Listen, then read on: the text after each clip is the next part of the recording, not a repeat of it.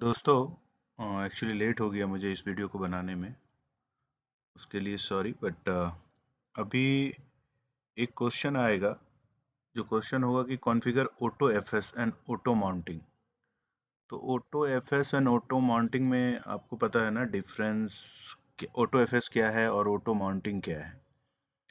तो ये तो सब सीधा शब्दों से उसके वर्ड से ही पता चलता है कि ऑटो माउंटिंग एक होता है कि आप ना मैनुअली माउंट करते हैं किसी चीज़ को, माउंट करके और उसको मैनुअली माउंट करके यूज़ करते हैं। इसमें ऑटो ऑफिस में क्या होता है कि ऑटोमेटिक माउंट होता है। ऐसे जैसे मान लो कि आपने पेन ड्राइव लगाया, ऑटोमेटिक माउंट हो गया। जैसे सिस्टम में लगाते हैं तो वैसे ही ऑटो माउंटिंग होता है कि जब ज़रूरत पड़ेगी तभी वो माउंट होगा, इसके बाद वो अनमाउंट हो जाएगा। अगर ज़रूरत नहीं है तो अनमाउंट रहेगा और जैसे ही ज़रूरत पड़ेगी तो माउंट हो जाएगा। तो इसके लिए सबसे पहले हम क्वेश्चन क्या है वो क्वेश्चन देखते हैं।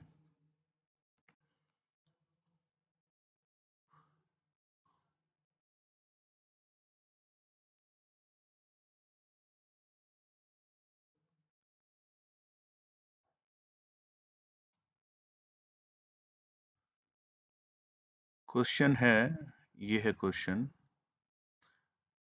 क्वेश्चन ये है कि configure auto FS and auto mounting all LDAP. LDAP आपको पता है ना, एलडैप लाइट वेट। ये एक ऑथेंटिकेशन प्रोसेस है कि जैसे मान लीजिए कि आपका दिल्ली ऑफिस है और आप दिल्ली में लॉगिन किए हैं। करेक्ट, आपने लॉगिन किया, कोई फाइल वाइल बनाया, कल आपको मुंबई जाना पड़ा। तो अगर में मुंबई एक्टिव डायरेक्टरी भी जैसे बोलते हैं, विंडोज में एक्टिव डायरेक्टरी होता है, तो लिनक्स में एलडैप होता है। यूजर ऑथेंटिकेशन के लिए बेसिकली यूज़ की जाती है। तो जैसे आप दिल्ली ऑफिस में कुछ फाइल बनाए और कल आपको मुंबई जाना पड़ा, फिर आप सेम यूजर से अगर आप लॉगिन करेंगे वहाँ पे, तो वो सारी फाइलें आपको वहाँ भी मिल जाएगी। ये एक पूरा कॉन्सेप्ट है, ये आपको समझना पड़ेगा कि एलडैप क्या है।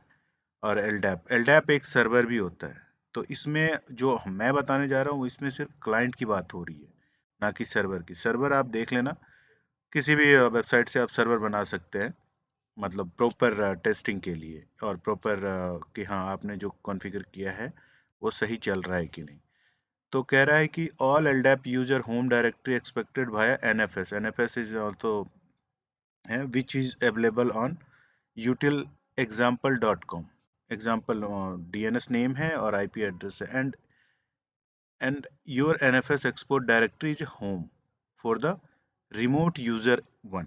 इसमें कई सारे यूजर हो सकते हैं, लेकिन इस क्वेश्चन में बोला है कि एक रिमोट यूजर जो वन है उसको आपको लॉगिन कराना है एलडैप से। तो LDAP home directory util dot this, मतलब एलडैप का होम डायरेक्टरी यूटिल एग्जाम्पलेशन आर होम होम डायरेक्टरी या यूजर रिमोट यूजर वन है। LDAP home directory should be automated and auto FS service. इस तरह लाइक कि अगर यूजर ने लॉगिन किया तो ऑटोमेटिकली जो भी चीज़ उसके पास थे पहले से वो दिखाना शुरू कर देगा। और home directory must be writable by the user. उसके लिए यूजर के लिए राइट होना चाहिए। Will you are able to log in any of the user remote through the remote user 20 in the only home directory at the accessible on our user home। समझ रहे हैं आप क्या कह रहे हैं कि मतलब कि सिर्फ जो रिमोट यूजर वन है ना वही अपने एक्सेसिबल कर सकते हैं। ऐसे 20 यूजर्स हैं रिमोट यूजर के नाम से। तो हम चलो देखते हैं कि इसे करेंगे कैसे। तो मैं आपको फिर से बता रहा हूँ, ये सिर्फ क्लाइंट कॉन्फ़िगरेशन में बता रहा हूँ कि एक क्लाइंट के लिए कैसे कॉन्फ़िगर करेंगे। एलडैप का पूरा कॉन्सेप्ट ही अलग है। एलडैप सर्वर एक होते हैं जिसके थ्रू आप ये क्लाइंट को लॉगिन कराते हैं, बट एग्जाम पर्पज से वो एलडैप ऑलरेडी सर्वर बना हुआ है। जस्ट आपको ये कॉन्फ़िगरेशन करना है और उस यूजर से लॉगिन करके देख लेना है कि लॉगिन हो रहा है कि नहीं। लेकिन मेरे पास यहाँ पे एलडैप सर्वर नहीं है, तो आपको मैं सिर्फ कॉन्फ़िगरेशन बताता हूँ और घर पे आप एलडैप सर्वर बना के और इस यूज़र को क्लाइंट कॉन्फ़िगरेशन करके आप लॉगिन करके देख सकते हैं। तो लेट्स सी ये कैसे होता है। पुट्टी खोल लिया हमने। तो हमने सबसे पहले जो है ये पैकेज अगर आपके पास है तो ठीक है, नहीं है तो आप इसे yum install AutoFS NFS utils के नाम से कर सकते हैं। जैसे मैंने चलाया, मेरे को कह रहा है कि ठीक है, आपके पास कुछ मिसिंग था तो ये कर दिया हमने, इंस्टॉल्ड है इंस्टॉल्ड है इंस्टॉल्ड है। तो बेसिकली अब जो है हम सिंपल सा जाएंगे दिस VI ऑटो etc/auto, आप देख सकते हैं इसके अंदर, मैं आपको दिखा दूं, etc के अंदर ऑटो ऑटो करके बहुत सारे file, auto FS configuration, auto FS, हमें जाना है ऑटो डॉट मास्टर में, auto dot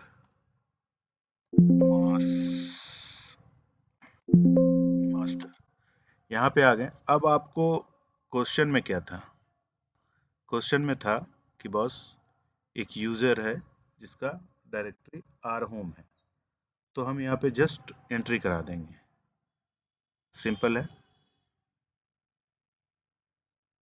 enter slash are home, ठीक है।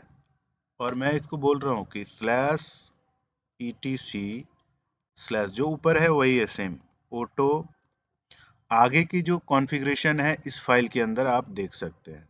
तो मैंने बस जस्ट इसको एंटर किया है,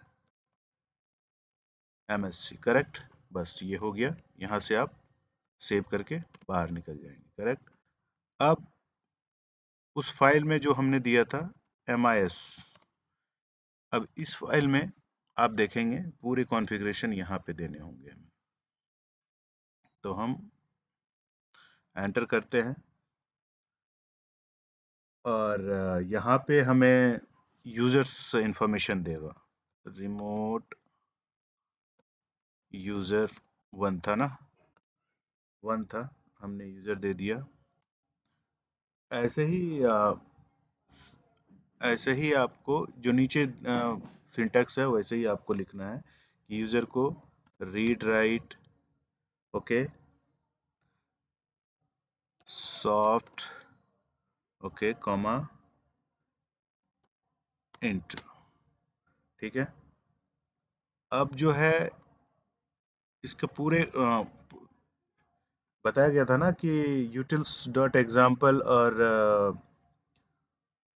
IP एड्रेस डाला हुआ था, तो आप जैसे भी डाले, तो अब मैं डाल देता हूँ utils, U T I L I T example.com, पूरा सिंटैक्स को अच्छे से रखेंगे, नहीं तो सिंटैक्स के बिना कुछ मामला। अब इसका यूजर का वो दे देंगे, or home slash user name,